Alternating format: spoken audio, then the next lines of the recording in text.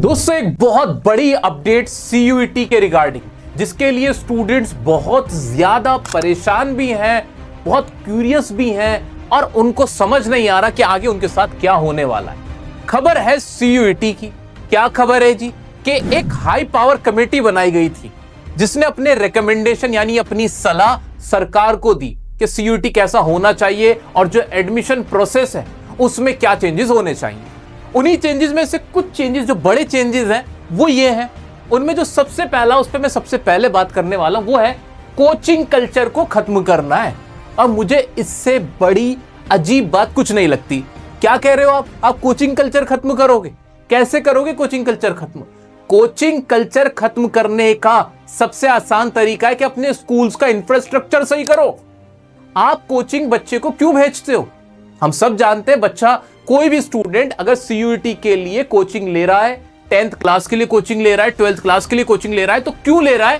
क्योंकि स्कूल में ऐसा इंफ्रास्ट्रक्चर ही नहीं है, टीचर्स उस तरह से नहीं पढ़ा पा रहे हैं या इस तरह की फैसिलिटीज अवेलेबल नहीं है, इसलिए बच्चा कोचिंग की तरफ भाग रहा है। मानते हैं? अगर आपका इंफ्रास्ट्रक्चर ठीक हो जाए, आपके टीचर्स टाइमली अपनी क्लासेस ले, टीचर्स ओवरबर्डन ना हो, उनके ऊपर इलेक्शन की ड्यूटी ना डाली जाए और तरह के जो क्लैरिकल वर्क में टीचर्स को बांध दिया जाता है वो ना किया जाए, और टीचर्स पे थोड़ी सख्ती भी की जाए, उनको डिसिप्लिन में लेके आया जाए कि भाई आप प्रॉपर क्लास लीजिए, तो कोचिंग बच्चा जाएगा ही नहीं। कोचिंग कल्चर ऐसे खत्म होता है। लेकिन जो कमेटी बनाई गई उसने ये रिकमेंडेशन दिया कि हम तो कोचिंग कल्चर खत्म करना चाहते हैं, इसलिए हम सीयूईटी के अब प्रोसेस में चेंजेस लाना चाहते हैं। और उसमें उन्होंने जो सबसे बड़ा चेंज करा वो कहा कि अब ना जो क्लास 12th के मार्क्स हैं उसको भी कंसिडर किया जा सकता है। यह सबसे बड़ी बात थी। इसको सुनने के बाद बच्चों में हाहाकार मच गया कि अब तक ऐसा था कि सीयूईटी के बेस पे आपको एडमिशन मिलता था। अब कहा जा रहा है कि अब सीयूईटी के बेस पे नहीं मिलेगा एडमिशन, सिर्फ क्लास 12th के जो मार्क्स हैं उनको भी कंसिडर किया जा सकता है। अभी ऐसा नहीं होने वाला। ये किसके लिए कहा गया है? 2026-27 में जो बच्चे एडमिशन लेंगे। अब इसका जो पूरा मामला है ना, उसको जरा ध्यान से समझो। सीयूईटी आया क्यों था? सीयूईटी इसलिए आया था कि जितने डिफरेंट बोर्ड्स हैं पूरे हमारे देश के अंदर, उन सब बोर्ड्स का चेकिंग का तरीका, सिलेबस, सब कुछ डिफरेंट ही होता है। उसमें कुछ लोग ये शिकायत करते थे कि भाई सीबीएसई बोर्ड आसान है, बच्चे ज्यादा नंबर स्कोर कर लेते हैं, यूपी बोर्ड मुश्किल है, राजस्थान बोर्ड मुश्किल है, इस तरह की बातें होती थी। तो डिफरेंट बोर्ड्स थे जहां जो +2 की जहां से बच्चे पढ़ाई करके आते थे, स्कूल से आते थे, उनके डिफरेंट सिलेबस है, डिफरेंट टीचर्स हैं, मार्किंग डिफरेंट तरीके से होती है। तो उसमें यूनिफॉर्मिटी लाने के लिए, इक्वल रखने के लिए, सबको एक ट्रांसपेरेंट तरीका रखा गया कि इन सब को इक्वल करने के लिए सीयूईटी आएगा जी, नेशनल लेवल का एग्जाम है, ये आएगा।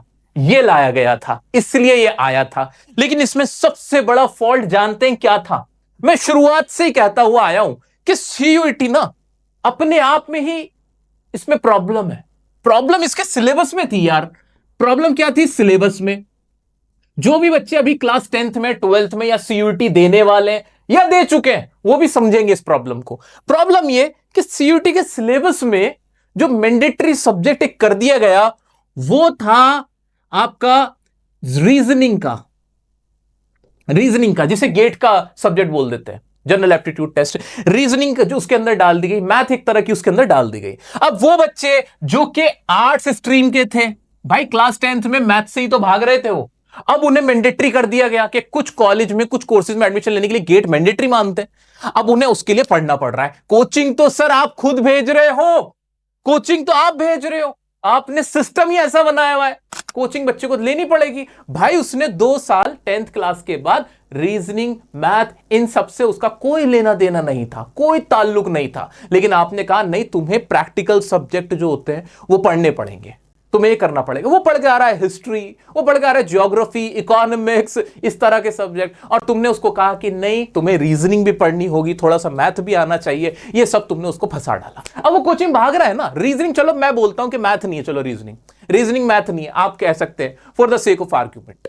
लेकिन रीजनिंग उसने अपने जीवन में नहीं पढ़ी है, क्लास 12 तक नहीं पढ़ के आया वो, उसको सिंगल आइडिया नहीं है। और जहां बच्चे के मन में डाउट हुआ, डर पैदा हुआ, डर का फायदा कौन उठाएगा? आप मुझे बताओ। फोमो बन गया, फियर ऑफ मिसिंग आउट के भाई सब कोचिंग कर रहे हैं, कोचिंग वाले बोलेंगे आजा बेटा आजा, कोर्स बेच रहा हूं, सिखा दूंगा रीजनिंग, गेट पढ़ा दूंगा, और इस तरह से कोचिंग कल्चर आपने खुद ही डेवलप होने दिया। आपने ऐसा सिस्टम ही लेके आप ऐसा सीयूटी का, पहले कहा गया था कि आपसे सिर्फ वो ही सब्जेक्ट पूछे जाएंगे जो आप +2 में पढ़ के आ रहे हो, क्लास 12th में पढ़ के आ रहे हो। लेकिन जब सीयूटी का पूरा ड्राफ्ट बन के आया, जब उसे इंप्लीमेंट किया गया, उसमें इस तरह के सब्जेक्ट आपने डाल दिए, बच्चा फंस गया, बिल्कुल फंस गया। दूसरा सबसे बड़ा जो इसके अंदर ब्लंडर है सीयूटी में, जो अभी था और जो खत्म नहीं किया गया, वो क्या था भाई? आप बोल रहे हो कोचिंग कल्चर खत्म करोगे, कोचिंग कल्चर खत्म करोगे, क्लास 12th को आपको लग रहा है कि आपने वैल्यू खत्म कर दी, आपको अब रियलाइज हो रहा है भाई क्लास 12th में बच्चा जो इंग्लिश पढ़ता है, वो मन से पढ़ना चाहता है, उसको हम भी पढ़ाना चाहते हैं, फ्री में पढ़ लेगा, कोई दिक्कत नहीं, लेकिन फिर फायदा क्या? क्लास 12th की इंग्लिश का सीयूईटी की इंग्लिश से कोई लेना देना ही नहीं है। इसका सिलेबस बिल्कुल अलग है और क्लास 12th की इंग्लिश का सिलेबस बिल्कुल अलग है, पोल्स अपार्ट है। वहां बच्चा पढ़ के आ रहा है चैप्टर्स, पोएम्स, इस तरह की चीज है। और आप सीयूटी मुझसे क्या पूछ रहे हो? बताओ सिनोनिम क्या है, बताओ एंटोनिम क्या है, बताओ फॉरेन वर्ड्स यार, फॉरेन वर्ड्स बच्चा कहां पढ़ के आ रहा है? उसको क्या आपने 12th में पढ़ाया था? बिल्कुल नहीं पढ़ाया था। अब बच्चे पे आपने डाल दिया डबल बर्डन। डबल बर्डन क्या डाला कि पूरे साल बच्चा क्लास 12th की इंग्लिश पढ़े, या फिर जो 1 महीने बाद, क्योंकि अप्रैल तक तो उसके इसी के एग्जाम होते हैं क्लास 12th के, आपने मई के लास्ट में, मई के शुरू में, यही तो डेट होती है आपकी सीयूटी की, 1 महीने का टाइम नहीं दिया, उससे कहा कि अब तो सीयूटी की इंग्लिश पढ़ो भाई, अब तुम इसका पढ़ो। अब बताओ बच्चा कोचिंग लेगा कि नहीं लेगा? दिल पे हाथ रख के ईमानदारी से क्या कोई बता सकता है कि बच्चा कैसे ना कोचिंग ले? आप कोचिंग कल्चर खुद डेवलप कर रहे हो। अब कोई भी टीचर यहां बीच में आएगा, इस 1 महीने के बीच में आएगा और कहेगा, कोई भी कोचिंग वाला, भाई उसे अपना बिजनेस करना है ना, वो आएंगे और कहेंगे कि भाई आ जाओ, मैं तुम्हें 1 महीने में ऐसी शानदार तैयारी करा दूंगा, लाओ दो 5,000 रुपए, लाओ दो 10,000 रुपए। और वो बच्चा वो डरा हुआ है यार, वो तो डरा हुआ है, वो कहीं से भी पैसे लाएगा और देगा। तो कोचिंग कल्चर डेवलप आपके सिस्टम ने कर दिया, वरना जरूरत नहीं थी। अगर आप इसके सिलेबस में इसको डाल देते ना यार, डाल देते, या फिर इसके सिलेबस में इसको डाल देते, कहीं तो करते ना। दोनों का सिलेबस कॉमन रखने की जो जिम्मेदारी थी वो आपकी थी। ये कोई आईआईटी जेई का एग्जाम नहीं था, सिर्फ कॉलेज में एक डीयू में एडमिशन लेना है, किसी भी कॉलेज की यूनिवर्सिटी में एडमिशन लेने का था। ये बहुत बड़ा कोई इस तरह का टेक्निकल एग्जाम नहीं था जिसके लिए आपने रीजनिंग भी मैंडेटरी कर दी, लैंग्वेज भी। ये जो लैंग्वेज है मैं आपको बता देता हूं, मैं इंग्लिश पढ़ाता हूं बच्चों को, सीयूटी की इंग्लिश ना बिल्कुल एसएससी की इंग्लिश का लेवल है यार। आप उठा के देख लो, टॉपिक भी सेम मिलेंगे आपको। एसएससी की इंग्लिश का लेवल सीयूटी की इंग्लिश के लेवल जैसा कैसे हो सकता है? जबकि सीयूटी के इंग्लिश में अगर आप पूरे नंबर भी ले आते हो, आप एक अच्छा कॉलेज भी ले लेते हो, तब भी आप 1 रुपया नहीं कमा पाओगे, आपको कोई नौकरी नहीं मिल रही, आप सिर्फ पढ़ाई कर रहे हो। और जबकि एसएससी का भाई यहां तो नौकरी मिल जाएगी 70-80 हजार रुपए की आपको। तो ये दोनों चीजें कैसे कॉमन हो गई? तो सिस्टम में प्रॉब्लम आपकी थी, कोचिंग कल्चर का आपने हवाला दिया और कहा कि भाई हम कोचिंग कल्चर को रिड्यूस करना चाहते हैं। नहीं होने का भाई रिड्यूस, इस तरह से तो नहीं होगा। अब आपने क्या कहना शुरू करा, जो रिकमेंडेशन आ रहा है, चेंज आ रहा है, चेंज में कहा जा रहा है कि हम क्लास 12th के मार्क्स को कंसीडर करेंगे। अच्छा, वो बच्चे जिन्होंने ड्रॉप ले रखा है उनका क्या होगा? फिर उनका क्या होगा? उन्होंने तो शायद क्लास 12 पे ध्यान ज्यादा नहीं दिया था, अब उनके साथ क्या होगा? वो तो अपने आप को ठगा हुआ महसूस करेंगे, वो अपना सर पीटेंगे कि यार हमने क्या गड़बड़ करी, हमें पता होता क्लास 12th की इंग्लिश में हम ज्यादा ध्यान दे लेते, क्लास 12th के नंबर्स पे हम ज्यादा ध्यान दे लेते, हमने क्लास 12th को सीरियस लिया नहीं, क्योंकि हमसे कहा गया कि क्लास 12th का कोई महत्व है नहीं। तो महत्व आपने कम किया क्लास 12th का, और अब आपने कह दिया नहीं अब महत्व हम बढ़ा रहे हैं। तो प्रॉब्लम किसकी थी? है गड़बड़ तो आपने कर दी। अब अचानक से आप बोलोगे कि नहीं क्लास 12th के मार्क्स कंसीडर होंगे, तो बच्चा तो डरेगा ही, उसमें तो डर पैदा हो गई। अब वहां बच्चा बीच में आके खड़ा हो गया है, उसे समझ नहीं आ रहा कि अगर मैंने ड्रॉप ले रखा है तो मैं क्या करूं। और इन बच्चों को यह भी नहीं पता कि अप्लाई कब से होगा भी कि नहीं। लेकिन न्यूज में एक रिपोर्ट आई, वो पब्लिश हुई और बच्चों में एक अफरा तफरी का माहौल बन गया है। तो ये अभी क्लियर नहीं है। अगर ऐसा होता है तो मुझे लगता है कि उन बच्चों के साथ बहुत गलत होगा जिन्होंने अभी ड्रॉप ले रखा है और वो फिर अप्लाई करने जा रहे होंगे, वो अपीयर होने जा रहे होंगे सीयूटी के लिए। उनके लिए क्या किया जाएगा आई डोंट नो, क्योंकि वो अपना क्लास 12th का एग्जाम दे चुके हैं। अब वो उन्होंने शायद ऐसे दिया हो कि भाई क्लास 12th में क्यों इतना ध्यान दूं, मुझे तो सीयूटी में ही परफॉर्म करना है। अगर उनका ये माइंडसेट रहा होगा तो उनका तो भाई बड़ा नुकसान हो जाने वाला है। दूसरी बात है मल्टीपल टाइम सीयूईटी रखना। ये एक और चेंज रेकमेंड किया गया है कि भाई सीयूईटी साल में 2 बार रखा जाए। अब फिर वही वाली बात आ गई है कि हम हैं 21st सेंचुरी में, जहां पे जो लोग अब ना इतना वेट नहीं कर रहे, फास्ट जमाना है यार। अब एक कॉलेज में एडमिशन लेने के लिए भी क्या आप एक साल लगाओगे, अपना 1 साल वेस्ट करोगे? इसको कहीं ना कहीं जेई जैसा बनाया जा रहा है, नीट और जेई जैसा बनाया जा रहा है, जैसे कोई कंपैटिटिव एग्जाम हो, जैसे कि पता नहीं आप डॉक्टर इंजीनियर बन जाओगे। मुझे बताओ, अगर मैं बीकॉम में एडमिशन ले रहा हूं यार, बीकॉम में एडमिशन ले रहा हूं, मान लो दिल्ली यूनिवर्सिटी से ले रहा हूं, क्या बीकॉम 3 साल करने के बाद मेरी जॉब लग जाएगी? The answer is no.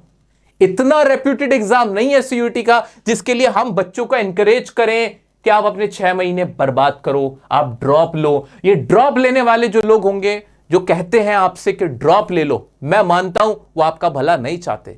आपकी लाइफ के 6 मंथ्स बहुत प्रेशियस है, बहुत इंपॉर्टेंट है। अब यहां पे इस तरह का ही कल्चर डेवलप हो रहा है। जब साल में 2 बार सीयूईटी होगा, आप मुझे बताओ क्या ये कोचिंग कल्चर घटेगा कि बढ़ेगा? कोई भी समझदार व्यक्ति कह देगा भाई कोचिंग कल्चर तो बढ़ेगा, क्योंकि बच्चे को पता है कि साल में अब 2 बार होगा एग्जाम, तो अगर उसका ठीक से नहीं गया, वो 4 महीने तैयारी करके, 5 महीने तैयारी करके 6ठे महीने में दोबारा से अपीयर हो जाएगा। कोचिंग वालों के तो और मजे आ जाएंगे। अभी उनके पास जो विंडो है कोचिंग का, बच्चों को कोर्स बेचने का सीयूईटी का, वो छोटा विंडो है। क्यों? क्योंकि अभी क्या होता है, अभी बच्चे का जब मार्च अप्रैल में एग्जाम्स खत्म होते हैं +2 के, क्लास 12 के, उसके बाद 1 महीने में जो करना होता है हो जाता है। लेकिन अब आप कह रहे हो कि 6 महीने में अगर होगा तो बच्चे के पास टाइम होगा, कोचिंग वालों के पास भी टाइम होगा। तो आपका ये आर्ग्यूमेंट कि हम कोचिंग कल्चर खत्म कर रहे हैं, हम खत्म नहीं कर रहे, हम उसको बढ़ा रहे हैं, तो ये बिल्कुल वर्क नहीं करने वाला है। ये सारी बातें मैं इसलिए कह रहा हूं क्योंकि मैं बच्चों से जुड़ा हूं, जमीन से जुड़ा हूं, कोचिंग वालों से जुड़ा हूं। I know and I understand कि what a student feels and how a tutor feels, मैं वो भी जानता हूं। That's why I am saying कि इससे कोचिंग कल्चर घटेगा नहीं भाई साहब, बढ़ जाएगा। अब उन स्टूडेंट्स को क्या करना चाहिए जो अभी क्लास 12th में हैं? भाई पहली बात याद रख लो, क्लास 12th पे पूरा ध्यान दे के चलो। आपको क्लास 12th में अच्छे मार्क्स स्कोर करने ही है। क्या पता एक नोटिफिकेशन आ जाए कि इस बार से जो सीयूईटी है उसमें क्लास 12 के मार्क्स कंसीडर किए जाएंगे। इससे आप प्रिपेयर्ड रहोगे और पढ़ाई कर पाओगे ज्यादा अच्छे से। सो मेरा आप सभी क्लास 12 के बच्चों को ये एडवाइस है, ये रिकमेंडेशन है, किसी ट्रैप में मत आना, अपनी क्लास 12 बढ़िया से तैयार करके चलना और अच्छे से प्रिपेयर रखना खुद को सीयूईटी के लिए। दोस्तों ये सारे चेंजेस, ये रिकमेंडेशन जितने भी आए मैं आपको दे चुका हूं। कोई और ऐसी अपडेट आती है तो वो भी मैं आपको दूंगा, बिल्कुल बेफिक्र रहना। दोस्तों यहां पे मैं ना कोई एजुकेटर, ना कोई ट्यूटर, ना कोई टीचर की कैपेसिटी से खड़ा होता हूं। यहां मैं खड़ा होता हूं आपके बड़े भाई के तौर पे, जहां मैं अपने छोटे भाई छोटी बहन को एक सही सलाह देता हूं। तो आगे भी जो भी अपडेट आएगा आपको मैं यहीं पर बता दूंगा। इसके लिए चैनल को सब्सक्राइब करके रख लेना, नोटिफिकेशन को प्रेस करके रख लेना। कोई भी नोटिफिकेशन आता है इस चैनल से एक बार वीडियो खोल के जरूर देखना, सो दैट आपको इस तरह के चेंजेस के बारे में पता रहे, आपकी तैयारी बढ़िया से चलती रहे। वीडियो को अपने और दोस्तों तक भी पहुंचा दो ताकि उनको भी पता चल जाए, छोटे बड़े बहन भाइयों तक इसको पहुंचाओ, so that they can know कि क्या चल रहा है बैकग्राउंड में और उनका फ्यूचर कैसे डिसाइड होगा। उम्मीद करता हूं कि आप जीवन में बहुत अच्छा करेंगे। आपने अपना समय दिया उसके लिए धन्यवाद। वीडियो पसंद आई तो लाइक कीजिएगा। Thank you so much for watching. Love you all.